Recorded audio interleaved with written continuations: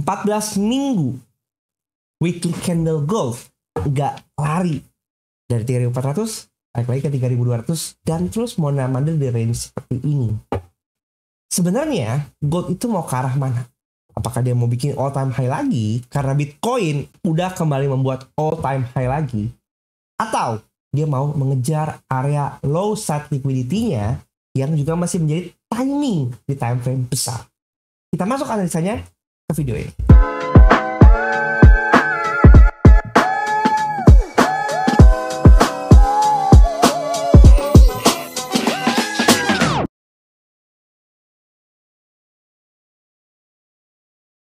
Hai guys, balik sama gue William Sudana, dan di video kali ini kita akan bahas perjalanan XAUSD untuk minggu keempat di bulan Juli. Dan kita, kalau misalnya kita mau minggu keempat, kita tuh udah masuk sekarang timing target month di bulan Juli ya. Tapi kalau misalnya kita perhatikan, rasanya kita masih terjebak dalam proses yang panjang. Tapi sebelum itu, welcome to channel Arah Market. Ini di mana channel di mana gue berbagi pandangan gue terhadap arah market. Yang namanya analisa itu bisa jadi benar, bisa jadi salah, tapi sesuaikan dengan trading plan kalian masing-masing. Dan di channel ini gue nggak berbagi signal, nggak berbagi VIP, nggak berbagi macam titip dana yang menjanjikan hal yang muluk-muluk. Yang gue pengen adalah gue berbagi pandangan gue dan bagaimana cara kalian juga bisa secara independen belajar memahami market. Oke? Dan di channel ini kalian bisa mampir join ke eksklusif konten yang level 2 ini ya, untuk menikmati konten-konten yang gue bagi khusus untuk hanya member only videos. Dan kalau misalnya kalian pengen gabung ke grup eksklusif, klik aja join ZFX referralnya, kemudian deposit minimal $100. Nanti gue akan cek dashboard dan gue akan invite kalian ke grup eksklusif untuk berdiskusi secara detail lagi tentang apa yang kita bahas setiap harinya. Oke, tanpa panjang lebar kita masuk ke dalam marketnya. Kalau kita perhatikan sekarang ini kita masih masuk ke dalam range sideways yang besar ya guys ya. Jadi kalau diperhatikan ini tuh masih sideways banget. Oke, range kita berkali-kali kalau kita perhatikan di sini sweep atau nggak kita expand ke sini. Ini lebih make sense ya di sini ya. 3969, 3400 sampai 3200. Ini range yang luar biasa dijaga banget saat ini. Even di candle weekly aja kita masih ngelihat dia masih mondar-mandir ya.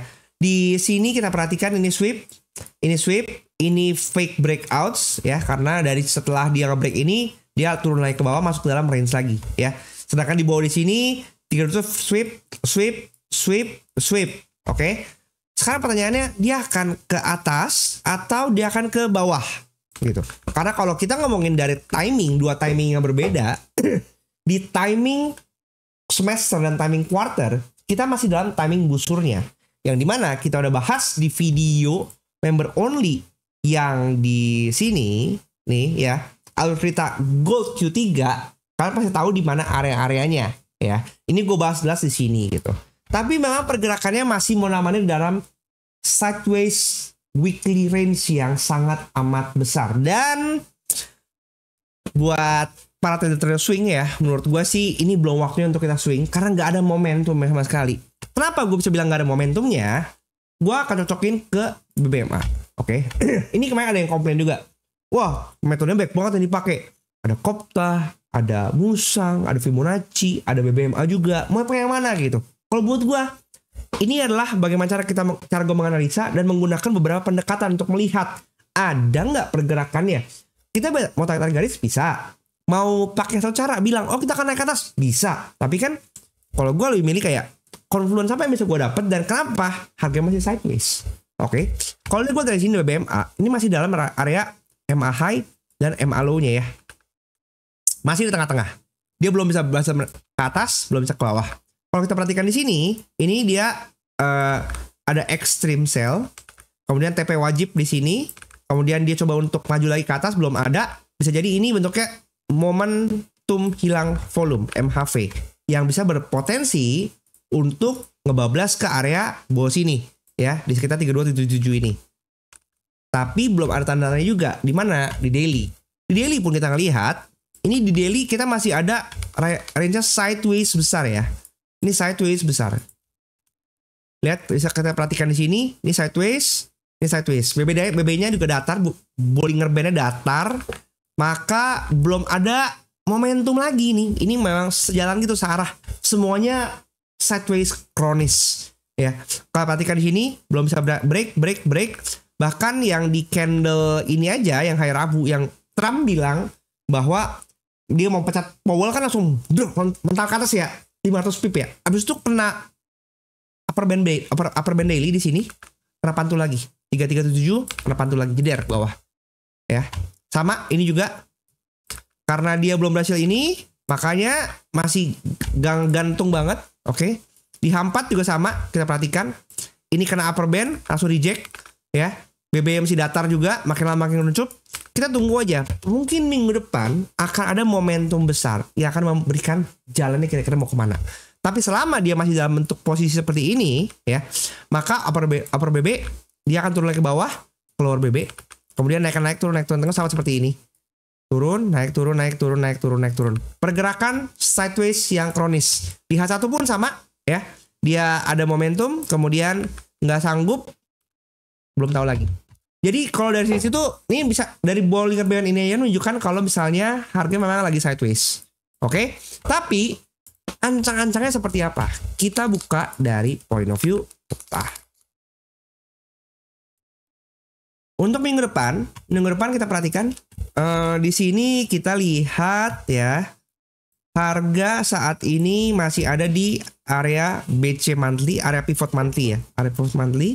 Di sini kita perhatikan, ini high before weekly kita, ini low before weekly kita. Kalau kita perhatikan, tadi gue ngomong depan adalah minggu ini, upcoming week, itu akan menjadi timing target monthly. Artinya kecenderungannya karena monthly-nya itu hukum jikanya up, maka ekspektasinya week harusnya dukung timing target monthly untuk ke atas ya. Kalau kita perhatikan di sini, posisi HB week itu ada di bawah R1 week dengan posisi hukum jika down. Karena kalau harusnya kalau hukum jika down harus begini posisinya ya, di bawah ya. Resisten sebagai pemantul batas busur, tapi posisinya dia di atas.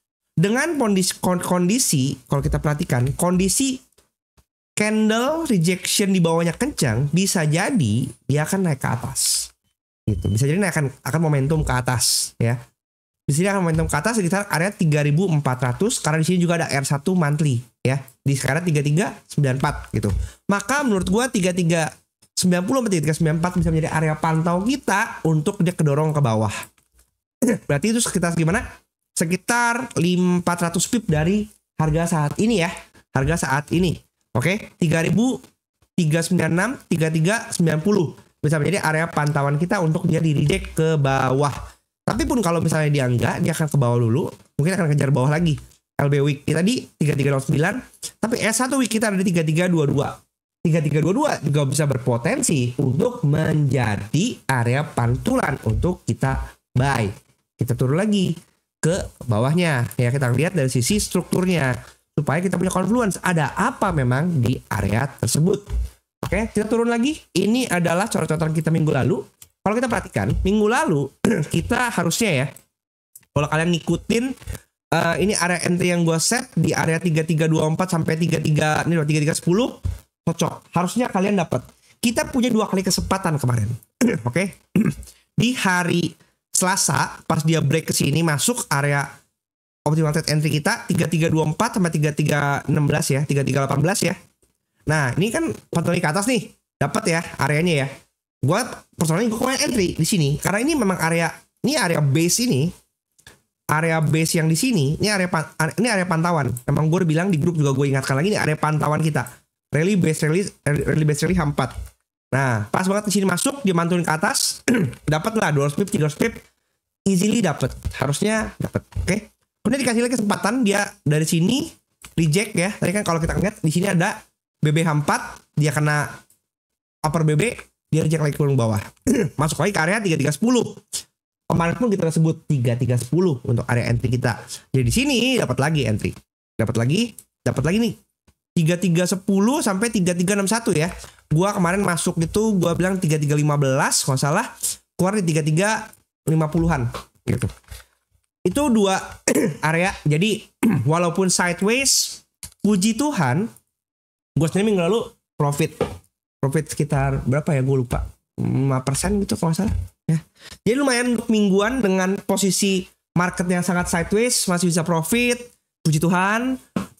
Karena bolak-balik banget. Nah, tapi memang tantangannya adalah ketika market seperti ini kita jangan berharap swing, karena kalau swing jadi abu lagi gitu ya.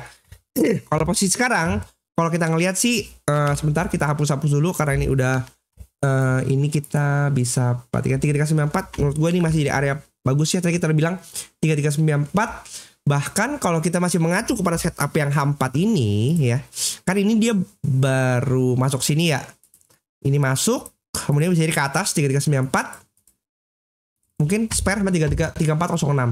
Karena 3394 ini adalah buy side liquidity. Kemudian kalau diperhatikan di sini, probably kita bisa lihat adanya compression liquidity juga. Ya, ini ada compression liquidity juga. Maka kalau mau di ya area di sini kuan oke juga lah, lumayan oke lah gitu.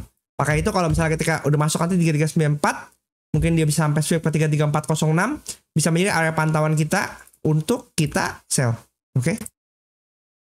Tapi kalau misalnya nggak ada setup pembalikan ya jangan langsung dihajar limit kalau menurut gue ya. Karena kalau dihajar limit, kayak takutnya kita nampung pergerakan yang momentum kencang. Karena dengan posisi sideways lama, kecenderungannya sekali dia break akan kencang momentumnya gitu. Jadi tunggu setup yang oke dulu sebelum kita entry. Oke? Kalau kita perhatikan di sini, memang agak pusing ya kalau ngeliatin ini ya. Karena menurut gua marketnya juga bolak-balik, dia change of character. Kalau di H1 makin pusing, kita hapus. Ini apa sih? Ini H4 kan tadi kan. Oke, ini H4. Ini kalau diperhatikan di sini dia sweep, dia turun lagi, tapi di sini mulai pembalikan ya, gitu. Ke sini, oke. Kalau kita pantau di sini,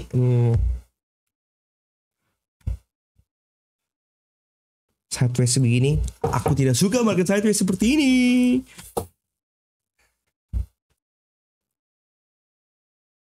Menurut gue sih tadi sih area kita, kalau 322, kalau dia turun ke 322, nih kan ada demand di sini ya. Nih, di mana di sini? Akan bisa menjadi area pantau buat kita untuk buy. Area. Oke. Sedangkan sell areanya di atas sini. Aduh, enak. Area pantau untuk sell.